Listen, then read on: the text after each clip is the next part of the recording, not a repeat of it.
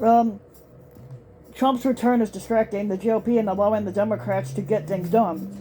Now, Biden is racking up win after win after win on guns, climate, and loans, and Trump's conspiracies weaken the GOP's obstructionist powers.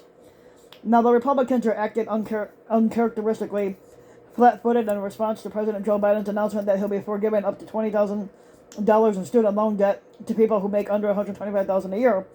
Now, sure, faux pundits are all crying about it, but they can't seem to get their story straight on why viewers are supposed to be outraged by this. Sean Insanity complained that people that likely will benefit the most are middle class, and he whined that the young people that work on his show will get relief. He tried to make it sound bad, but he inadvertently pointed out that the program benefits his audience. The drunken alcoholic loser media whore, Janine Pirro, called it disgusting and suggested that the only legitimate way to fund a college education is to have your family pay for it all, and not an appealing argument to an audience who would rather be spending their retirement funds on cruises instead of grandkids escalating tuitions. The racist Tucker Carlson got a closer look to stroking the Republican voter erogenous zones with the word salad about post-colonial liberation studies from Wesleyan and reparations and claiming kids today are Xanax addicted robots with no job prospects. Yeah, that's like you. But honestly, even his heart doesn't seem in it. You get the feeling that he can't wait to get back to screeching about how trans kids and Obamas are conspiring to keep your daughter from giving you white grandkids. As Media Matters had basically as Media Matters Rapid Response Duty Deputy Director Andrew Lawrence said on Twitter, no one complaining about student debt relief today will ever even think about it again after Monday. It's not just a student loan thing. Democrats have been shockingly productive in the past few months, despite the slim 50-vote majority in the Senate, with Vice President Kamala Harris being the tiebreaker, and basically what they call a filibuster in the way. The student loan forgiveness is just the latest in a string of wins over what is usually a sleepy summer. The biggest, of course, is the sudden passage of the Inflation Reduction Act, which will inject billions of investment money into green energy technologies to fight climate change here and there around the world. They even managed to pass a gun control bill through the Senate. There was a time not too long ago when there was no chance in hell that Democrats would get any of this done. Not with only 50 senators as a filibuster and a centrist Democrat in the White House who used to be so bank friendly that his nickname in his earlier years was a senator from MBNA. The Republican Party of the old days would have been able to leverage the situation to keep Democrats from getting anything done. But that's not happening right now, and there's one primary reason why: Donald Trump. He's a black hole that absorbs all attention with his relentless criminality and narcissistic antics. It's alarming in most ways, especially the cult-like hold he has over his sycophantic inbreds, but it has one silver lining. While Trump and his sycophantic inbreds obsess over an imaginary deep state, they're not paying attention to what Democrats are actually doing. From the drunk uncles posting on Facebook to the faux punditry to Republican leadership in Congress, GOP energies are all sucked up by making excuses for Trump's crimes. They don't have a lot left in the tank after that to raise much of a fuss about student loan forgiveness, green energy, or gun control. It didn't used to be this way.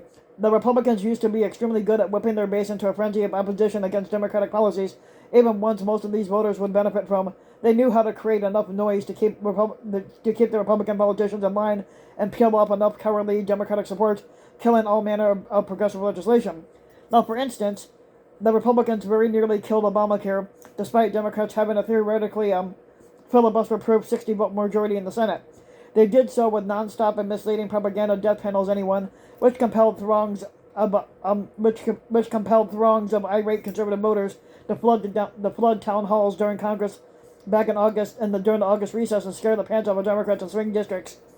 The sustained noise was successful in peeling off enough Democrats that the bill would have died, but for some deft political maneuvering at the hands of Speaker of the House Nancy Pelosi. Back in 2013, the nation was outraged after the Christmas season massacred 26 people, including 20 first graders in Newton, Connecticut. Yet the Republicans and the NRA were still able to destroy all proposed gun safety bills despite Democrats holding a majority in that Senate. By whipping the faux audience into a frenzy of paranoia about this, Republicans were not only able to hold the line against any bill passing, but they even chipped off some Democratic support in swing states. Now contrast that with the recent gun bill that not only passed with total Democratic support, but it also garnered 14 Republican votes in the Senate. It's a big difference between now and then.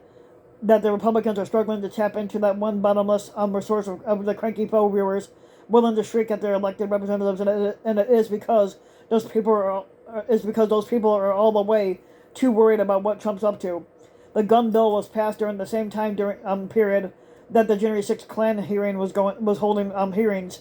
The GOP base was too preoccupied with the not owing the committee findings to think much about gun control.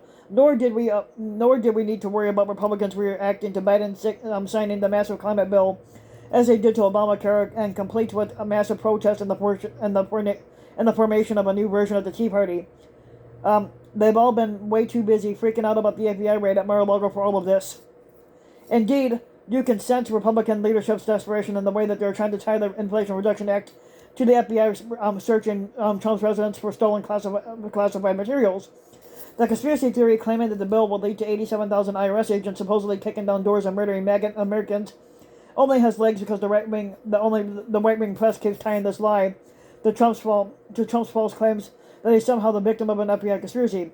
But because they've hitched this conspiracy so tightly to the Trump story, it may be hard for it to get traction outside of the world of people who are already obsessed with Trump's fat ass.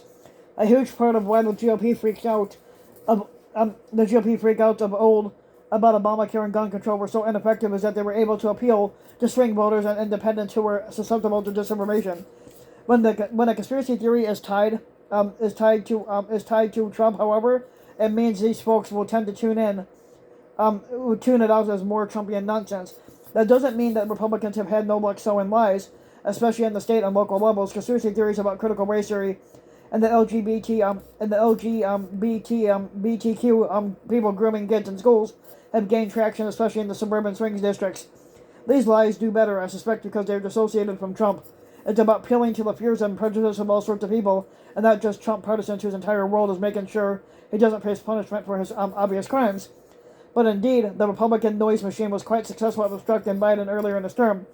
The anti-vax push and the attacks on the Build Back Better bill successfully sabotaged Biden's agenda in his first year and a half. It was really only once that Trump started to seep back into the news this past summer that Democrats were able to seize the chance to start getting things done.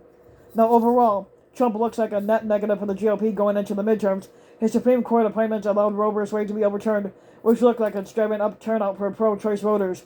Trump's endorsed candidates do well in the primaries, but are falling behind in the general election polls due to radicalism and or idiocy.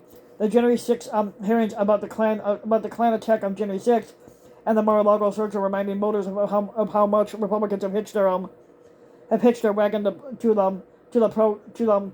Trump and his crimes. Democrats are outperforming expectations in the pre-midterm special elections as a result. Now, whatever happens during the midterms, Trump's antics have already been a political gift to Biden and the Democrats while everyone was staring at Trump. And while his sycophants were preoccupied with defending him, Democrats were able to push through a whole bunch of priorities that might not have ever otherwise passed. Now, given a few more FBI raids and January 6 committee hearings, heaven only knows what other progressive priorities will suddenly be able to pass that Biden will be able to pass. So if you like the video, you can give the video a like and subscribe to my channel, RW King. You can also hit the notification bell so that you'll be notified when a new video comes out.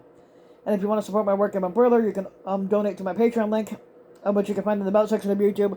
And for just a little as a few bucks a month, your donation can help go a long way, and thanks for listening.